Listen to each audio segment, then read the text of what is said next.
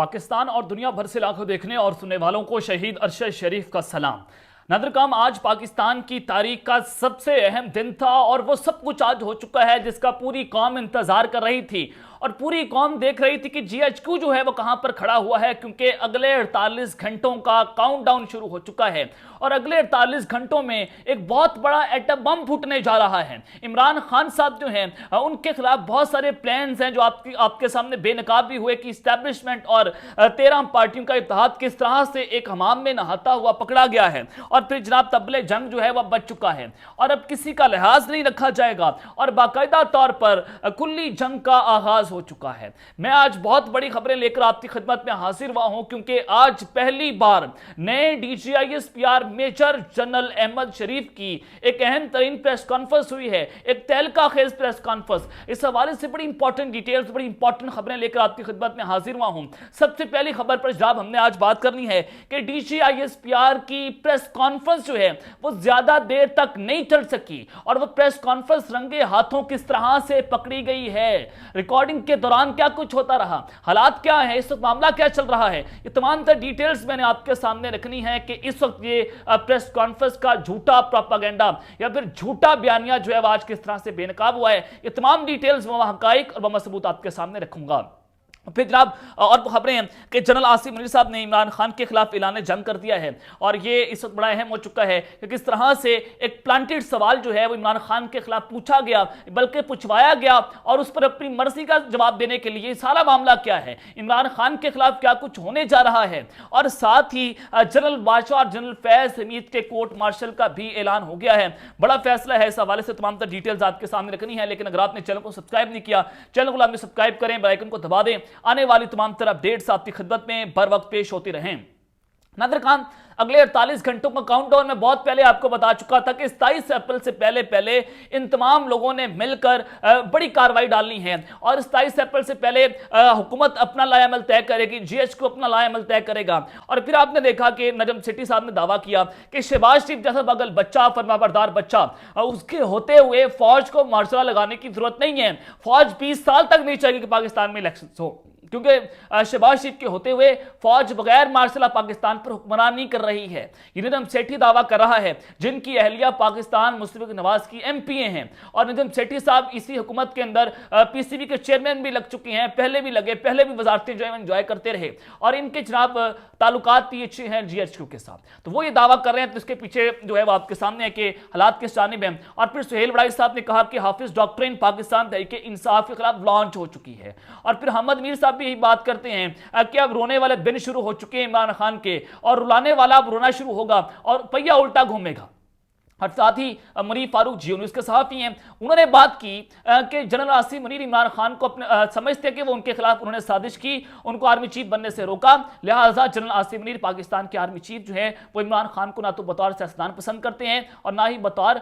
वज़ीर आज़म पसंद करेंगे। यानी कि 22वें ग्रेड का अफसर ये फैसला कर रहा है कि पाकिस्तान में कौन वज़ीर आज़म नहीं होगा और कौन वज़ीर आज़म नहीं होगा। और फिर एक और परसेप्शन दिया गया कि जब जनरल आसिम मुनीर डीजीआईएसआई थे तो उन्होंने इमरान खान के दौरे हुकूमत में इमरान खान की उनकी अहलिया की करप्शन जो है वो एक्सपोज करती थी, वो करप्शन के ऊपर कुछ फाइलें लेकर आए थे, तो इस वजह से इमरान खान साहब ने उनको डीजीआईएसआई के ओहदे से हटा दिया था और जनरल फैज हमीद को लगाया था। तो जनाब मैं आपको ये खबर दे देता हूं कि अब तो आर्मी चीफ बन चुके हैं, उनका अपना डीजीआईएसआई है, वो सिपा सलार है। अगर इमरान खान ने 2019 के अंदर कोई करप्शन की थी और उनकी अहलिया ने की थी तो सब कुछ आपके सामने है, 1 साल हो चुका है, तो इमरान खान की करप्शन की फाइलें आप हमारे सामने रखते हैं, हम भी जनाब जो है वो कायल हो जाएंगे कि इमरान खान करप्ट है, उसने करप्शन की है, उसने ठोक के करप्शन की है, हम उसके खिलाफ खड़े होंगे, हम उसकी करप्शन के खिलाफ आवाज बुलंद करेंगे। लेकिन अभी तक ऐसा कुछ नहीं हुआ है, ये सिर्फ फेक बयानियां हैं और सिर्फ इमरान खान बुग़्ज़ इमरान है, इमरान खान का खौफ है कि अगर इमरान खान आ गया वो हम सबकी तैनातियां जो है मुकद्दम करार दे देगा। शहबाज शरीफ आर्मी चीफ को डीजीआईएसआई को ये ब्रीफिंग देता है कि इमरान खान जब आएगा वो आप सबकी तैनाती कदम भी करार दे देगा, आप सबको ओहदों से फारिग कर देगा, तो लिहाजा हम मिल बैठकर खाते हैं, हम मिल बैठकर जो है वो बंदर बांट कर लेते हैं और इमरान खान का रास्ता भी मिलकर रोकेंगे। ये जनाब पाकिस्तान का वज़ीर-ए-आज़म ऐसी बातें करता है और जो हमें ज़राए हैं वो मजीद खबरें भी दे रहे हैं कि जनरल आसिम मुनीर और जनरल साहिर शमशाद मिर्ज़ा के दरमियान मुबैना तौर पर कुछ क्लैशेज हैं और जनरल साहिर शमशाद मिर्ज़ा जो इनका पोलिटिकल बयानिया है आर्मी चीफ का वो उनको पसंद नहीं कर रहे और जो इस वक्त फौज के अंदर मामला है तो साहिर शमशाद मिर्ज़ा उसके शदीद मुखालिफ मुखालिफ हैं, ये भी हमें जो है खबरें जराए पहुंचा रहे हैं। तो 27 अप्रैल जो है बड़ा इंपॉर्टेंट है, उस दिन आपको वाज़ेह हो जाएगा कि आज की प्रेस कॉन्फ्रेंस का रंग असल में क्या था, उस दिन आपको असल पिक्चर जो है क्लियर हो जाएगी। लेकिन आज मैं आपको बहुत सारी खबरें बता दूंगा कि 27 अप्रैल को क्या कुछ होगा। और फिर अगर जो है वो ऑडियो लीक्स भी आई हैं, बड़ा मामला है ये, इस वक्त पाकिस्तान के अंदर सियासी बका की जंग है। लेकिन जनाब जो मामला है वो एक और खबर आपको बतानी है कि हुकूमत और अपोजिशन के दरमियान मुज़ाकरात में ब्रेक थ्रू के इम्कान कम हो चुके हैं। मुस्लिम लीग उनके कायद नवाज शरीफ और मौलाना फजल रहमान ने अदलिया के खिलाफ इक़दाम की पार्लियामेंट से मंजूरी लेने की तजवीज़ दे दी है। अब शहबाज से जो है वो कल जनाब उन्होंने बड़ी बैठक जो बुलाई है और कल उन्होंने पार्लिमानी लीडर्स का इजलास तलब कर लिया है, इत्तेहादी जमातों का इजलास तलब कर लिया है। कौमी असम्बली के अंदर कल बहुत बड़ा इजलास होने जा रहा है और उस इजलास के अंदर क्या फैसले होंगे, उस इजलास में सुप्रीम कोर्ट के खिलाफ एक एग्जीक्यूटिव ऑर्डर आएगा और फिर सुप्रीम कोर्ट और चीफ जस्टिस को हटाया जा सकता है और फाइज ईसा को जनाब सुप्रीम कोर्ट का चीफ जस्टिस लगाया जा सकता है। 27 अप्रैल के बड़े फैसले से पहले पहले हुकूमत की तैयारियां मुकम्मल हैं और हुकूमत इस वक्त ऑल इन ऑल हो चुकी है क्योंकि उनको एस्टैब्लिशमेंट की टेक है। और फिर जनाब ये मामला आपको बता दूं कि नवाज शरीफ और मौलाना फजल रहमान अपने मौकफ के लिए इंतहाई कदम उठाने को तैयार हैं। पीडीएम के कुछ रहनुमा इत्तेहाद और दरमियानी रास्ते के दाई हैं। जराये के मुताबिक नून लीग की जानिब से पीपल्स पार्टी को अपने मौकफ पर राजी करने की कोशिश जारी है। ताहम हतमी फैसला कल तमाम जमातों से मुशावरत के बाद होगा। पीडीएम की अक्सरियत अक्टूबर से पहले इंतखाबात के हक में नहीं है और पीडीएम रहनुमा का कहना है कि मुझे तो इंतखाबात अक्टूबर में भी मुश्किल दिखाई देते हैं। लेकिन कल बुध को जनाब वफाकी काबीना का इजलास तलब कर लिया गया है और मुल्क की मजमूई सियासी सूरत हाल पर जो है वो गौर किया जाएगा। अब जनाब मैं बड़ी खबरें आपको बताना चाहता हूं कि आज जो DCISPR मेजर जनरल अहमद शरीफ ने जो प्रेस कॉन्फ्रेंस की है, पहली प्रेस कॉन्फ्रेंस है बतौर DCISPR उनके, और ये एक इंजीनियर हैं। एक इंजीनियर को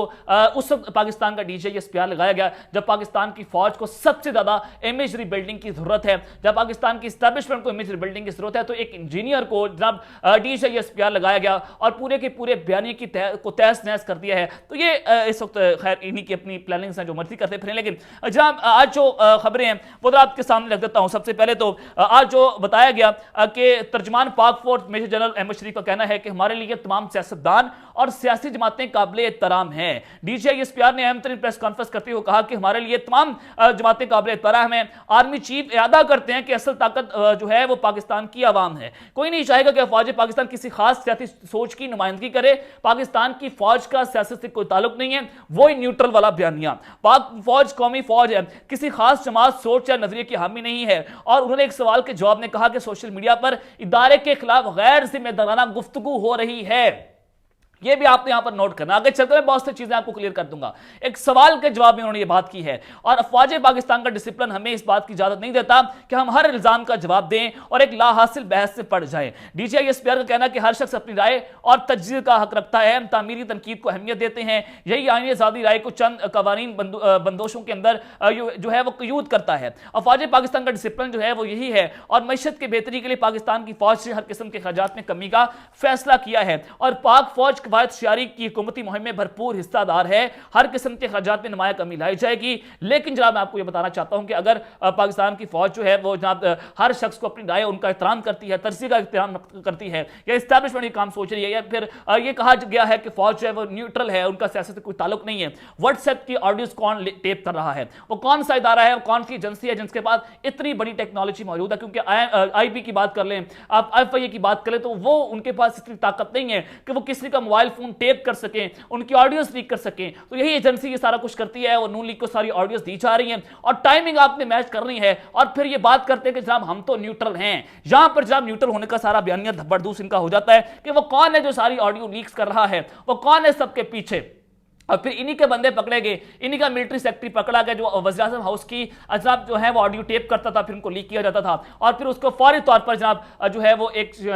हैकर को डार्क वेब पर बेच दिया जाता है। तो वो पाकिस्तान का एक बहुत बड़ा सिक्योरिटी ब्रीच था। और फिर जनाब उन्होंने ये भी मजीद कहा है कि पाकिस्तान की अवाम को ताकत का असल महवर समझते हैं आर्मी चीफ, तो लिहाजा हम जो है वो सियासत का लबादा नहीं ओढ़ेंगे और साबिक फौजियों की तंजीमों को सियासत का लबादा नहीं पहनना चाहिए। ये भाई अगर पाकिस्तान की फौज के कोई ऑफिसर सियासत के बाद फौज से रिटायर होने के बाद कुछ अरसे के बाद यानी कि 3 साल के दौरानिए के बाद वो अगर कोई सियासत के ऊपर बात करता है तो वो उसका अपना राइट है, तो वो कर सकता है, लेकिन उनको रोका गया। खैर इनकी अपनी एक पॉलिसी है। तो जनाब उन्होंने कहा कि फौज पाकिस्तान की पेशा वराना सरगर्मियों और हालिया दहशतगर्दी के खिलाफ कार्रवाई से मुतालिक बताना है और 2003 के पाक भारत डीजीएमओ की जानिब से सीज फायर के जो है एग्रीमेंट से मुतालिक फरवरी 2021 में अंडरस्टैंडिंग हुई और उसके बाद एलओसी की सूरत बेहतर रही है और पाकिस्तान ने हमेशा इक़वाम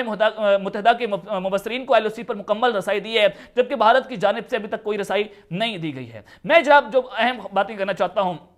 वो ये हैं, वो अहम खबर जो है वो जनाब मैं आपको सामने ब्रेक करने जा रहा हूं कि पाक फौज के तर्जमान मेजर जनरल अहमद शरीफ ने जो बात की, उन्होंने कहा कि फौज सुप्रीम कोर्ट और इलेक्शन कमीशन को जमीनी हकायक पर मबनी रिपोर्ट दे चुकी है। वो रिपोर्ट किया कि पाकिस्तान के चप्पे चप्पे में दहशतगर्दी है, पाकिस्तान में जनाब इतनी दहशतगर्दी है कि इमरान खान की जान को खतरा है और ख्वाजा आसिफ को जो है टारगेट किया जा सकता है, राणा सलालो को कत्ल किया जा सकता है और टीटीपी इमरान खान को दौरान रैलीज और जनाब इलेक्शन कैंपेन में उनको कत्ल कर सकती है। अगर जनाब पाकिस्तान की एजेंसीज के हाथ में हमारी हिफाजत नहीं है, पाकिस्तान की करना नहीं है, तो फिर वो सियासत के अंदर जो है वो टांग ना अड़ाएं। ऊपर से कहते हैं हम न्यूट्रल हैं, फिर कहते हैं कि पाकिस्तान में कोई ऐसा एरिया नहीं जो कि नो गो एरिया है जहां पर दहशतगर्दी है, और फिर कहते हैं कि हमने एक सीक्रेट रिपोर्ट दे दी है जिससे पाकिस्तान के हालात जो हैं वो इंतहाई खराब बताए जा रहे हैं और इंतखाबात के लिए फौज की फराहमी पर वजारती दिफा और इलेक्शन कमीशन और अदालत को आगाह कर चुकी है कि हम जनाब फौज नहीं दे सकेंगे। अगर एक जाने तो सारा कुछ है तो यहां पर खुद ब खुद अपने पांव पर कुल्हाड़ी चलाई है और सुप्रीम कोर्ट को दी गई ब्रीफिंग में इलेक्शन कमीशन को भी मौकफ दिया। आला अस्करी हुकाम की चीफ जस्टिस से मुलाकात की तफसीलात पब्लिक नहीं की जा सकती क्योंकि उसमें धमकियां दी गई, तो किस तरह से पब्लिक करेंगे।